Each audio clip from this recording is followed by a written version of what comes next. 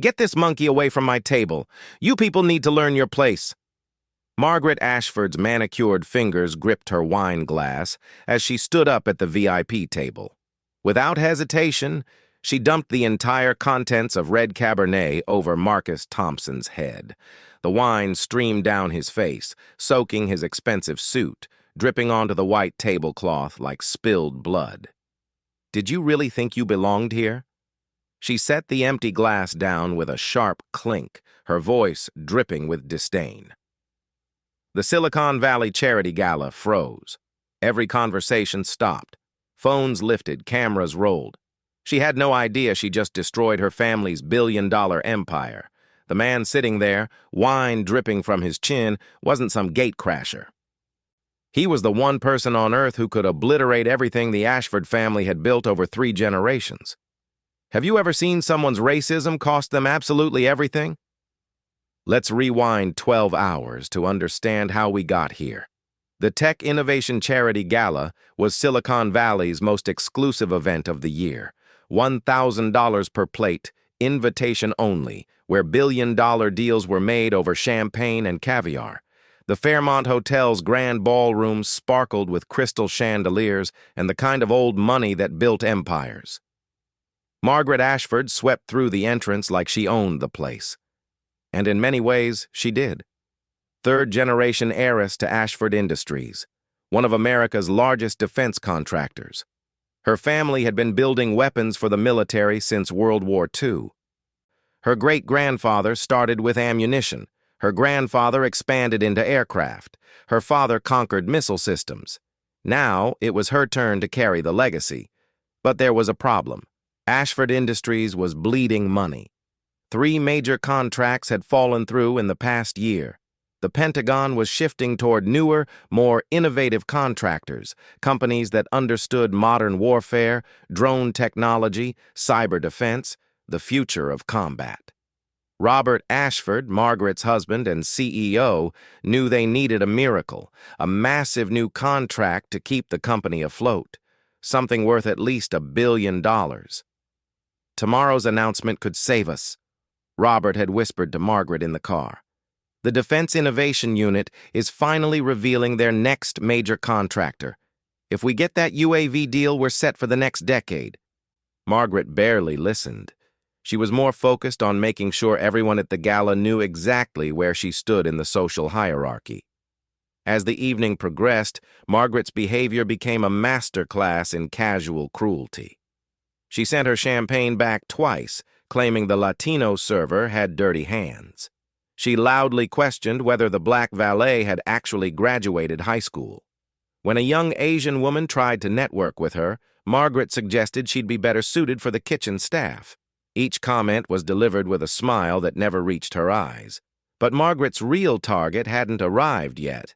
When Marcus Thompson walked into the ballroom at 8:47 p.m., Margaret noticed him immediately. Not because he stood out. Quite the opposite. He moved with quiet confidence, his tailored navy suit impeccable. His posture military straight. He looked like he belonged, and that infuriated her. "Who invited him?" Margaret whispered to her friend Elizabeth, a rail-thin socialite who collected charity board positions, like designer handbags. Elizabeth shrugged. "No idea. Probably some diversity quota thing." Margaret watched Marcus make his way through the crowd. People seemed to know him, shaking his hand with genuine respect. Business cards were exchanged. Conversations flowed naturally. He wasn't networking desperately like the climbers Margaret was used to dismissing. He was being courted. This was wrong. All wrong. Robert. Margaret grabbed her husband's arm. "Do you know that man? The one by the silent auction table." Robert squinted across the room. "Which one?" "The black one in a navy suit. Someone needs to check his invitation. Margaret, please." "Not tonight. We can't afford any incidents." But Margaret had already made up her mind. Throughout dinner, she kept glancing at Marcus's table. He was seated with 3 Pentagon officials and 2 tech executives she recognized from Forbes covers. The conversation looked serious, strategic, like they were discussing something important, something that should have included her family's company. "Excuse me." Margaret finally stood up, wine glass in hand. "I think there's been some kind of mistake with the seating arrangements." The room was about to learn exactly what Margaret Ashford thought about black people who dared to sit at tables meant for their betters. What Margaret didn't know was that Marcus Thompson had been taking notes all evening, not just on her behavior, but on her character, her treatment of the staff, her casual cruelty toward anyone she deemed beneath her station. He'd been conducting an evaluation, and Margaret Ashford was failing spectacularly. As she approached his table, wine glass raised like a weapon, Marcus remained perfectly calm. He'd faced down enemy combatants in 3 different war zones. He'd negotiated with hostile governments. He'd been tested by prejudice his entire career, but he'd never met anyone quite like Margaret Ashford. Someone so confident in her superiority that she was about to destroy her entire family's legacy with a single racist gesture. The question hanging in the air wasn't whether Margaret would follow through with her planned humiliation. The question was whether she had any idea who she was about to humiliate. Margaret's heels clicked against the marble floor as she approached the Pentagon officials' table. Her wine glass caught the light, the red liquid swirling like a storm waiting to break. She'd been watching this scene unfold all evening, and now it was time to correct what she saw as a fundamental error. "Excuse me," she announced loudly enough for nearby tables to hear. "I believe there's been some confusion with tonight's seating arrangements." The conversation stopped. 5 pairs of eyes looked up at her. 3 Pentagon officials, 2 tech executives, and Marcus Thompson. The weight of their collective attention only fueled Margaret's confidence. "I'm Margaret Ashford," she continued, as if her name should explain everything. "Ashford Industries. We've been partners with the Department of Defense for over 70 years. My great-grandfather built the ammunition that won World War II. One of the Pentagon officials, a stern woman with silver hair and colonel's insignia, nodded politely. "Mrs. Ashford, good to see you this evening."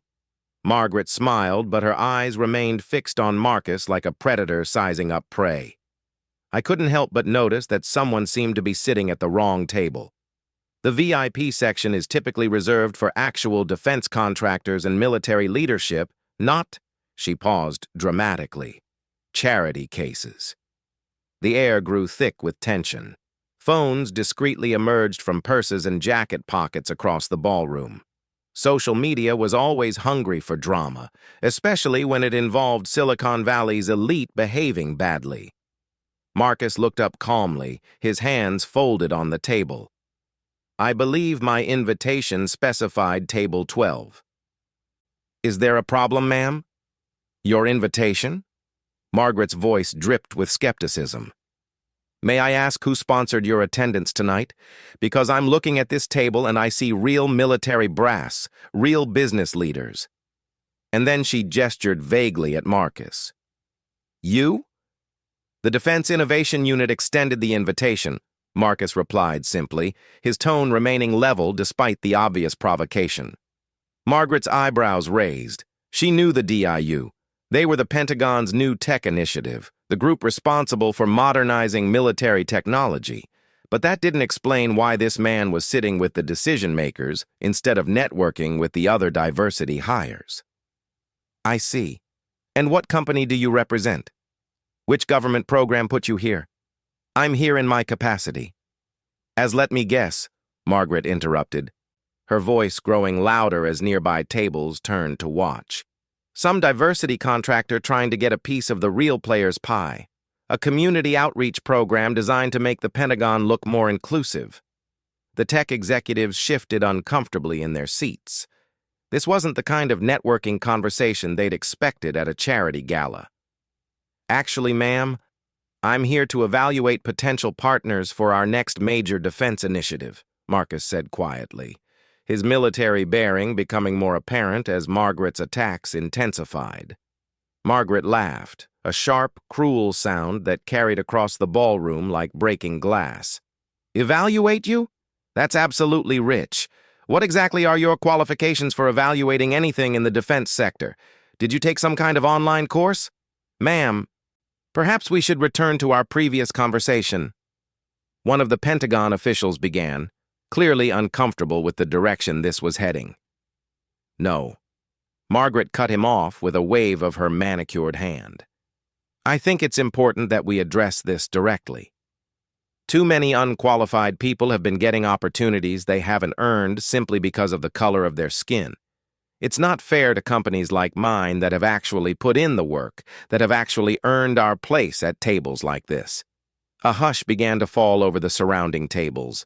Conversations slowed, then stopped entirely as people turned to watch what was clearly becoming a public spectacle. Elizabeth, Margaret's closest friend, appeared at her shoulder. Margaret, darling, maybe we should— No, Elizabeth, someone needs to put this in perspective. Margaret's voice rose another octave, ensuring that even the tables across the ballroom could hear every word. I've been watching him all evening, schmoozing with important people, acting like he belongs here, like he's earned the right to sit with actual decision-makers. Well, I have news for you. Marcus stood up slowly, maintaining eye contact with Margaret. He was taller than she'd expected, his posture unmistakably military, his presence commanding in a way that should have given her pause. Mrs. Ashford, I think there may be some misunderstanding about— Don't you dare interrupt me, Margaret snapped, pointing a finger at his chest. Do you have any idea who you're talking to? My family has been serving this country since before you people even had the right to vote. Before you people were allowed in the same buildings as real Americans. The words hung in the air like poison gas. Even Elizabeth gasped. Margaret, please. Robert Ashford's voice carried from across the room as he began pushing through the crowd, having finally noticed his wife's public meltdown. No, Robert, stay back. Someone needs to say what everyone else is thinking. Margaret grabbed her wine glass with both hands, raising it above her head like a weapon. I'm tired of pretending that diversity quotas and affirmative action create actual qualifications. I'm tired of watching undeserving people take seats that belong to families like mine. Security guards began moving toward the table from multiple directions, but they were still 20 ft away, navigating through a crowd that had gathered to watch the spectacle. Get this monkey away from my table, Margaret declared, her voice carrying across the now silent ballroom. You people need to learn your place, and your place isn't here pretending to be something you're not. The crystal glass tilted. Red wine cascaded over Marcus's head in a perfect arc, soaking his hair, streaming down his face, staining his navy suit jacket. The liquid splashed onto the white tablecloth like spilled blood, creating an abstract pattern of humiliation. Did you really think you belonged here? Margaret set the empty glass down with a sharp clink, her voice dripping with satisfaction. Did you really think anyone was fooled by your little charade? The ballroom had gone completely silent. Every conversation stopped. Every fork paused midway to every mouth. 300 of the most powerful people in America watched in stunned horror as Margaret Ashford delivered what she believed to be the defining moment of her social standing. Marcus Thompson stood there, wine dripping from his chin, and did something Margaret didn't expect. He smiled. Not a bitter smile, not an angry smile, a knowing smile. The kind of smile you give someone who has just made a catastrophic mistake and doesn't realize it yet. Interesting choice, Mrs. Ashford, he said quietly, pulling a handkerchief from his jacket pocket. He dabbed at the wine with the same calm precision he might use to polish his shoes. Very revealing. Security approached from two directions, but Marcus held up a hand. That won't be necessary, gentlemen. Mrs. Ashford was just expressing her opinion about military contracting qualifications and racial hierarchies. Sir, are you certain? We can escort her. No need. Marcus continued dabbing at the wine stains methodically. I think Mrs. Ashford has made her position quite clear. This has been very educational. Margaret basked in what she perceived as total victory. Around her, several society friends nodded approvingly. This was how you handled people who didn't know their place. This was how you maintained order. "I'm glad we could clear that up," Margaret announced to the room, her voice carrying across the silent ballroom. Sometimes direct communication is the only way to address these awkward situations. But something was wrong. The Pentagon officials weren't applauding. They looked absolutely horrified. The tech executives were staring at Margaret like she'd just announced her plans to join a terrorist organization, and Robert Ashford was pushing through the crowd with the expression of a man watching his house burn down. "Margaret?" Robert reached the table, his face completely pale. "What have you done? What needed to be done?" Margaret replied confidently, still riding high on her perceived triumph. "I made sure everyone understands the proper hierarchy here. I defended our family's reputation." Robert looked at Marcus, who was still calmly cleaning wine from his jacket.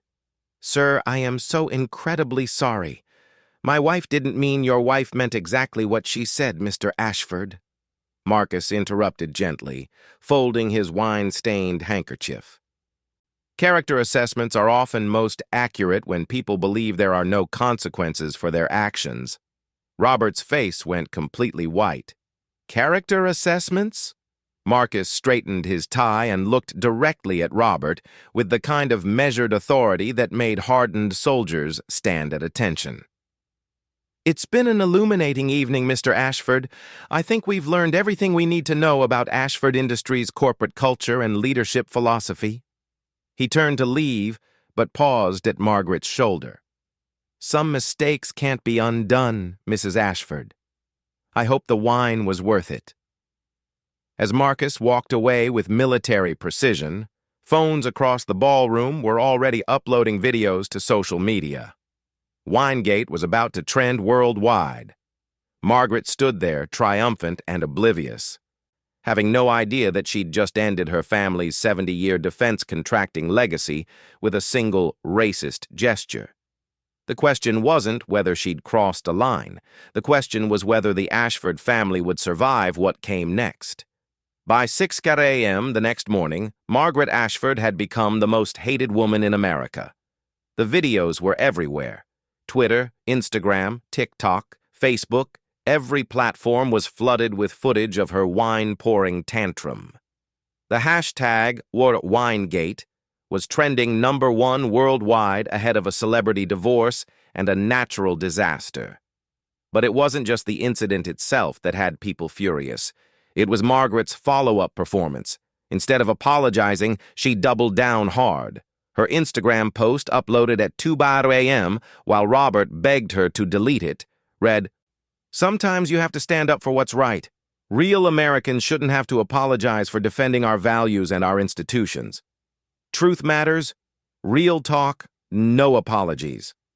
The comments section exploded. 30,000 responses in 4 hours. 90% of them calling for boycotts of Ashford Industries. Screenshots of her post were being shared faster than wildfire, each one generating more outrage. Meanwhile, something strange was happening to Ashford Industries' stock price. Robert stood in his home office at 7 a.m., watching the pre-market numbers with growing horror. Down 8%, down 12%, down 15%. The algorithm traders were dumping Ashford stock like it was radioactive waste. His phone buzzed with text messages from board members, angry investors, panicked executives. Everyone wanted to know the same thing. What the hell was Margaret thinking? But Robert didn't have an answer because honestly he had no idea who Marcus Thompson actually was. "Get me everything you can find on that man from last night," Robert told his assistant. "Full background check, employment history, social media, everything."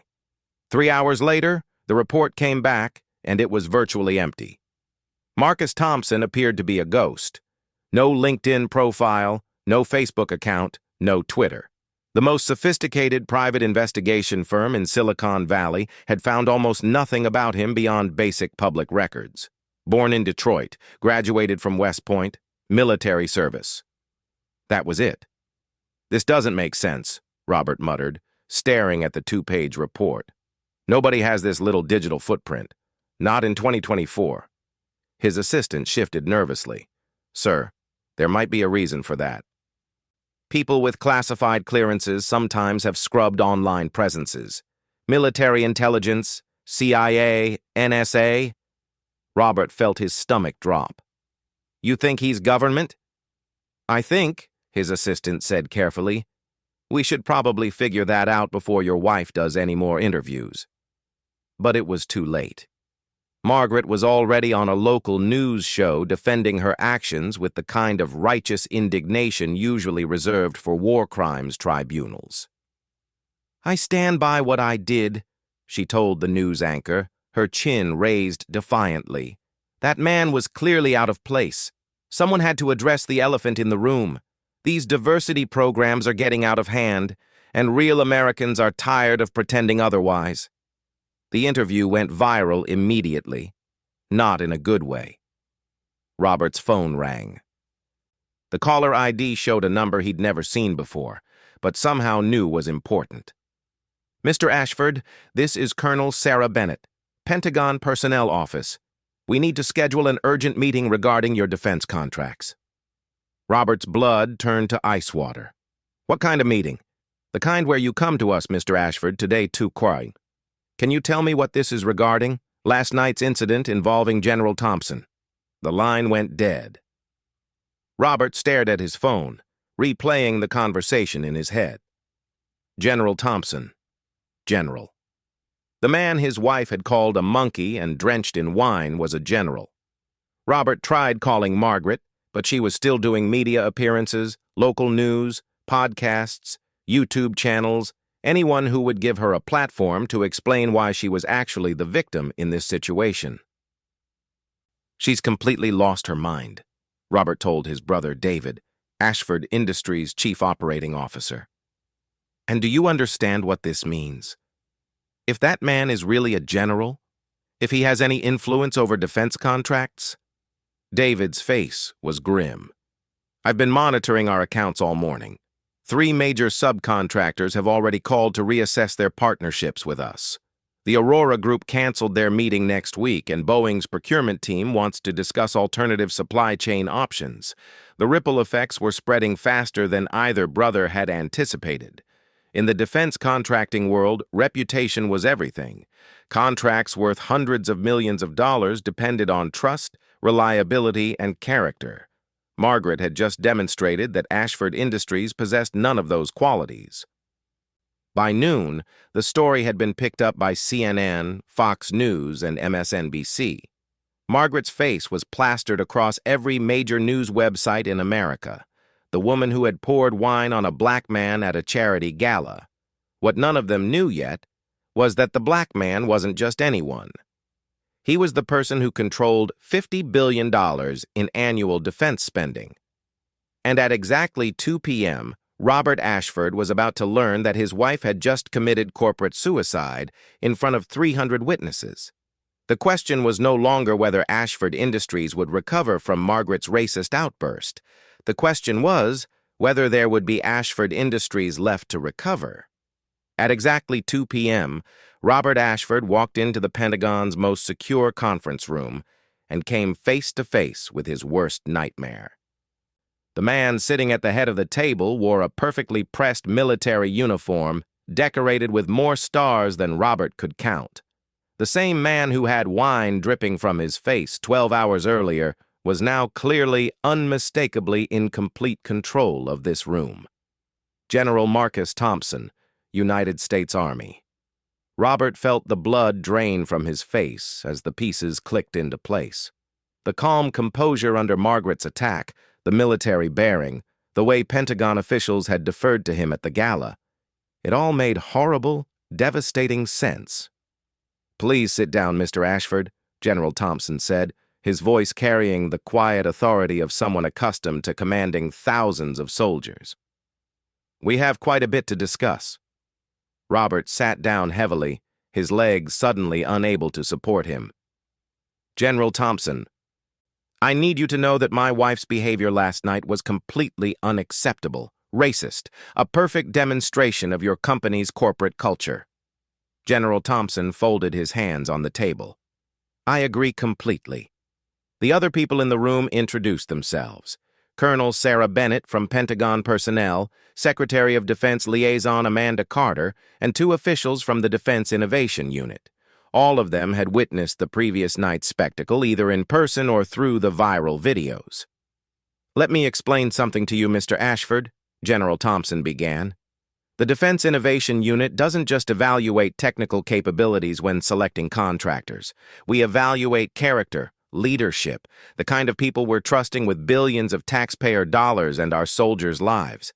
Robert nodded desperately. Of course, General. That makes perfect sense. Last night, I was conducting what we call a cultural assessment of several potential partners for our next major UAV initiative, a $1.2 billion contract for autonomous drone systems. Robert's heart stopped. The UAV contract, the one that would save Ashford Industries. General Thompson continued, his tone remaining perfectly professional. Ashford Industries was actually our top choice going into last night. Your technical specifications were impressive, your pricing was competitive, your track record with previous contracts was exemplary, was past tense, but character matters, Mr. Ashford. When we're selecting partners, we need to know how they'll treat their employees, their subcontractors, their fellow Americans. We need to know what kind of values they represent. On the table in front of Robert, General Thompson placed a tablet showing Margaret's viral videos. The wine-pouring scene played on loop, followed by her morning news interviews where she doubled down on her racism. Your wife called me a monkey, Mr. Ashford, in front of 300 witnesses. Then she spent the morning on television defending those views. Robert wanted to disappear into the floor. General Margaret doesn't speak for the company. She has no official role and she's the primary shareholder's wife. She represents your family's values, and based on what I witnessed, I have to assume those values extend to your corporate culture. Colonel Bennett leaned forward. We've been reviewing your employment practices, Mr. Ashford, the demographics of your leadership team, your diversity initiatives, or lack thereof. Secretary Carter opened a folder. In the past 5 years, Ashford Industries has been involved in 3 discrimination lawsuits. 2 settled out of court. 1 found evidence of a hostile work environment for minority employees. Robert felt like he was drowning. Those cases were isolated incidents. We've made significant improvements. Have you? General Thompson's voice remained calm, but there was steel underneath, because last night suggested otherwise. Now came the real revelation. General Thompson stood up and walked to a wall-mounted screen. Let me tell you who I am, Mr. Ashford. I enlisted in the Army as a private 25 years ago, served 3 tours in Afghanistan, earned my commission in the field, rose through the ranks despite facing exactly the kind of treatment your wife demonstrated last night. Images flashed on the screen, a young Marcus Thompson in basic training, combat photos from Afghanistan, awards ceremonies. Each image showed his progression from enlisted soldier to commissioned officer to general. I've been called every racial slur you can imagine by people who thought they were better than me. People who assumed I didn't belong. People who believed that the color of my skin determined my capabilities. Robert watched in growing horror as the presentation continued. I now oversee the Defense Innovation Unit's annual budget of $50 billion. I personally approve or reject every major technology contract the Pentagon awards, including the UAV initiative that would have saved your company. The room fell silent, except for the hum of air conditioning. Every person who ever underestimated me because of my race gave me valuable information about their character.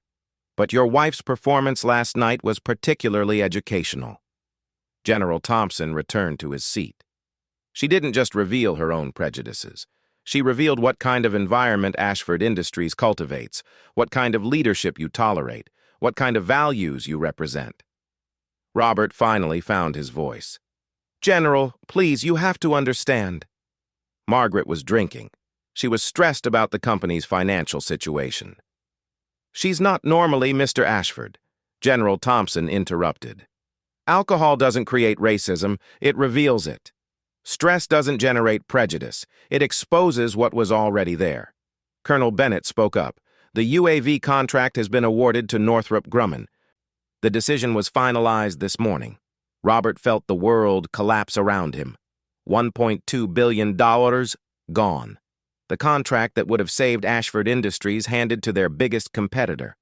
Furthermore, Secretary Carter added, "We're conducting a comprehensive review of all existing Ashford Industries contracts. Any evidence of discriminatory practices or cultural problems will result in immediate termination." Robert realized he was witnessing the complete destruction of his family's 70-year legacy, all because his wife couldn't control her racism for one evening.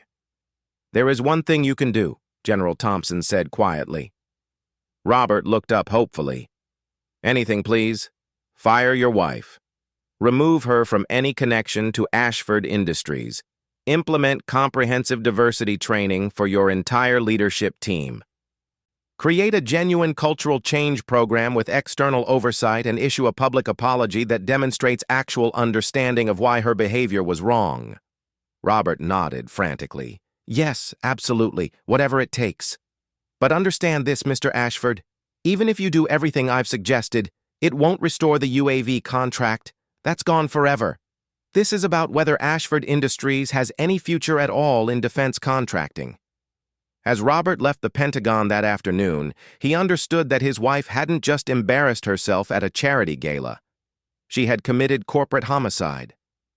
The question now was whether he could save anything from the wreckage of Margaret's racist meltdown, and whether he was willing to choose his company over his wife. Robert Ashford sat in his car outside the Pentagon for 20 minutes staring at his phone. Margaret had called him 17 times during his meeting. 17 missed calls from the woman who had just destroyed everything their family had built over 3 generations. When he finally drove home, he found Margaret in their living room surrounded by camera equipment and lighting rigs. She was giving another interview, this one to a right-wing podcast host who was treating her like a folk hero. "What people don't understand," Margaret was saying into the microphone, "is that I was standing up for American values, for merit over political correctness. Someone had to say what everyone else was thinking." Robert stood in the doorway, watching his wife dig their grave deeper with every word. "My family has been defending this country for 70 years, Margaret continued.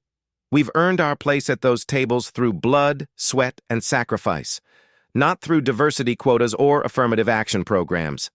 The podcast host nodded enthusiastically. "So, you have no regrets about your actions?" "None whatsoever. I'd do it again tomorrow." Robert turned off the recording equipment. "Margaret, we need to talk now." "Robert, perfect timing. I was just explaining to Marcus here about how get out." Robert's voice carried a fury that made the podcast host jump. "Everyone out now." The crew scrambled to pack their equipment, sensing the impending explosion. Margaret watched them leave with confusion. "Robert, what's wrong?" The interview was going perfectly. "Do you want to know who you poured wine on last night?" Robert's voice was deadly quiet. Some diversity hire who got above his station. "I already told you. General Marcus Thompson, head of the Defense Innovation Unit, the man who controls $50 billion in military contracts annually." Margaret's face went blank. "What? The man you called a monkey? The man you humiliated in front of 300 witnesses. He's a general in the United States Army, Margaret, and he was evaluating us for the UAV contract." The color drained from Margaret's face. "That's impossible. He was just sitting there like what? Like he belonged there." "He did belong there, Margaret, more than you did. More than I did. He outranks every person in that room."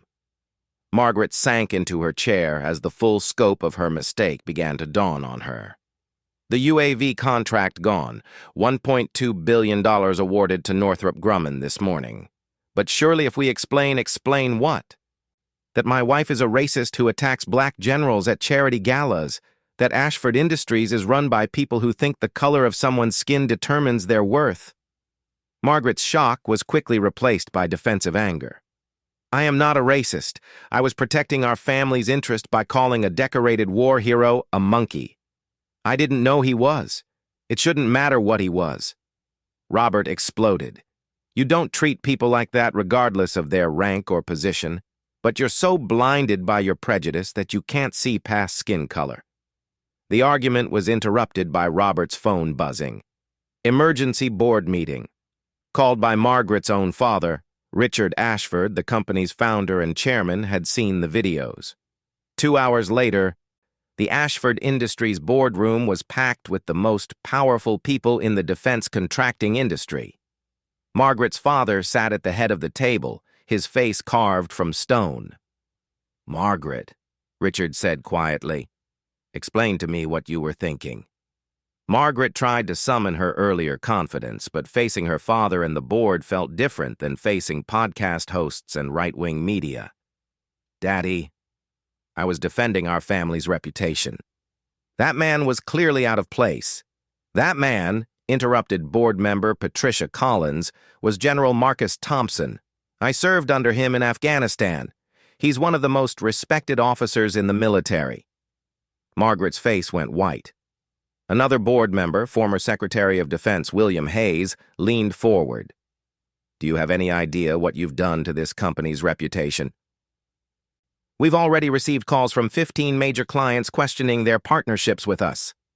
"This is a temporary setback," Margaret protested. "Once people understand the full context,"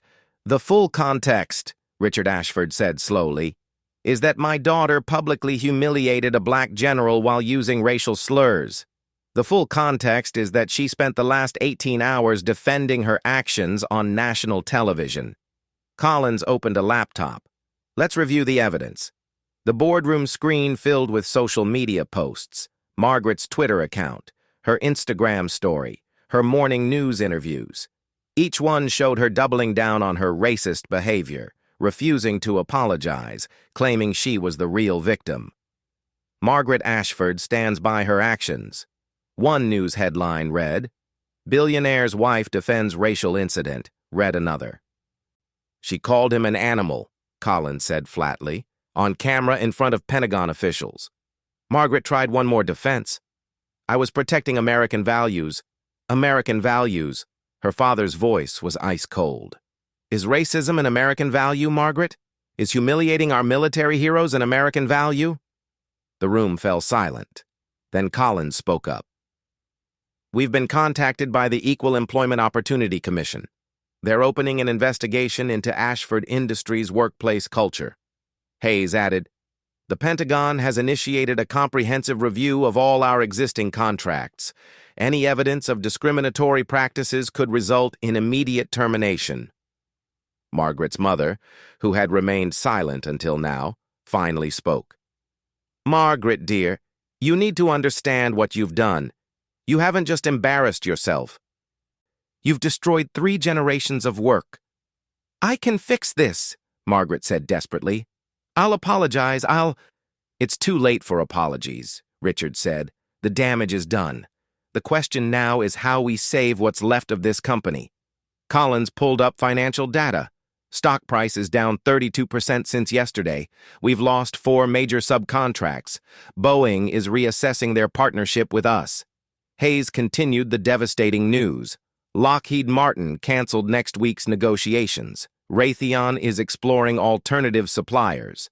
Margaret's father stood up slowly. "By the authority vested in me as chairman of this board, I am removing Margaret Ashford from all positions within Ashford Industries effective immediately. Daddy, you can't. I can, and I am. Furthermore, her trust fund is frozen pending a full investigation of her actions and their impact on company assets." The other board members voted unanimously to support the decision. Margaret's mother continued, "Your behavior has been a pattern, Margaret. We've ignored it for too long.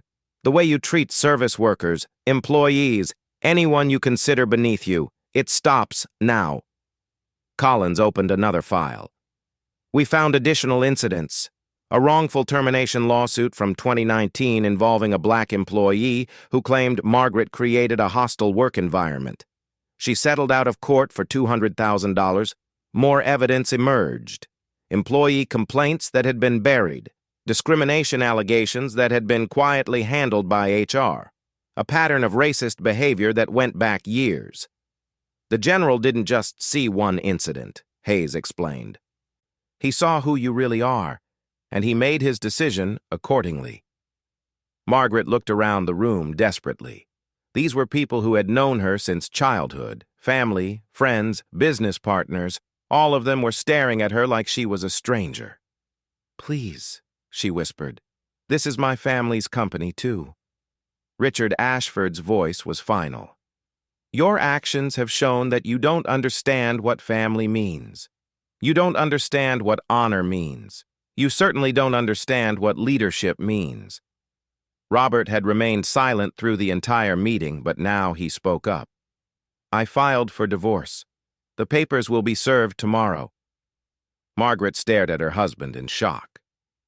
"Robert, I won't let you destroy what's left of this company or what's left of our reputation." As the board meeting ended, Margaret found herself completely alone. Stripped of her position, her income, her trust fund, and her marriage, all because she couldn't control her racism for one evening. But the worst was yet to come. Because while Margaret was being systematically dismantled by her own family, General Thompson was implementing changes that would affect the entire defense contracting industry. The question wasn't just whether Margaret would survive her downfall. The question was whether her actions would change how America chooses its military partners forever.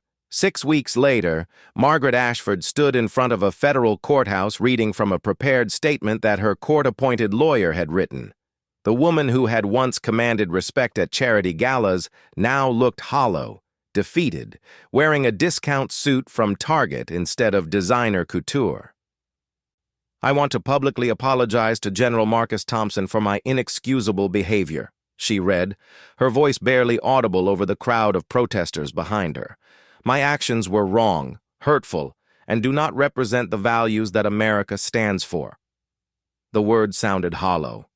Everyone could tell she was reading from a script, forced into this humiliation by her legal team's plea bargain agreement. The comments on the live stream were brutal, but justified. Too little, too late. She's only sorry she got caught. This isn't remorse. This is damage control. General Thompson had been invited to respond, but he chose grace over revenge. Standing outside the Pentagon that same afternoon, he addressed the media with the same calm authority that had impressed Margaret's victims. "Mrs. Ashford's apology is noted," he said simply. "But this case was never about personal grudges. It was about ensuring that our military partners share our values of respect, dignity, and equal treatment for all Americans." His response went viral for all the right reasons. Here was a man who had faced racism his entire career, who had been publicly humiliated, who could have demanded blood, and instead chose to focus on systemic change. The real reckoning was happening inside Ashford Industries. Robert Ashford had spent the last month implementing the most comprehensive cultural transformation in corporate history. Every employee underwent mandatory bias training. The entire leadership team was restructured. New policies were created with input from civil rights organizations. "We're not just changing policies," Robert announced to his remaining employees. "We're changing who we are as a company." The board had hired Dr. Maya Johnson, a renowned diversity consultant, to oversee the transformation. Her first report was damning. Ashford Industries had a documented pattern of racial discrimination going back 15 years. Margaret's behavior wasn't an isolated incident. It was the visible symptom of a rotten corporate culture. But Robert was determined to rebuild from the ground up. Meanwhile, Margaret's personal reckoning was just beginning. The divorce proceedings had stripped her of everything. The prenuptial agreement she'd signed 20 years earlier, confident in her family's wealth, now ensured she left the marriage with almost nothing. Robert kept the house, the company shares, even their joint art collection. Margaret moved into a studio apartment in Oakland, working part-time at a nonprofit organization as part of her court-mandated community service. 200 hours of serving meals to homeless people, many of them Black and Latino individuals she would have previously dismissed as undeserving. The irony wasn't lost on anyone. For the first time in her life, Margaret was forced to confront the humanity of people she'd spent decades dehumanizing. She served meals to a veteran who'd lost his leg in Afghanistan. She helped a single mother fill out job applications. She listened to stories of discrimination, poverty, and resilience that challenged everything she'd believed about merit and privilege. Slowly, painfully, something began to change in her worldview. But the real transformation was happening at the institutional level. General Thompson used Margaret's case as a catalyst for Defense Department reform. The Pentagon announced new character assessment protocols for all major contractors. Companies would now be evaluated not just on technical capabilities, but on their workplace culture, leadership values, and commitment to equality. Technical excellence means nothing if it comes wrapped in hatred. General Thompson explained to Congress, "Our military fights for American values. Our contractors must embody those same values." The policy changes rippled through the entire defense industry. Companies began firing executives with histories of discrimination. Diversity initiatives stopped being cosmetic and became operational requirements.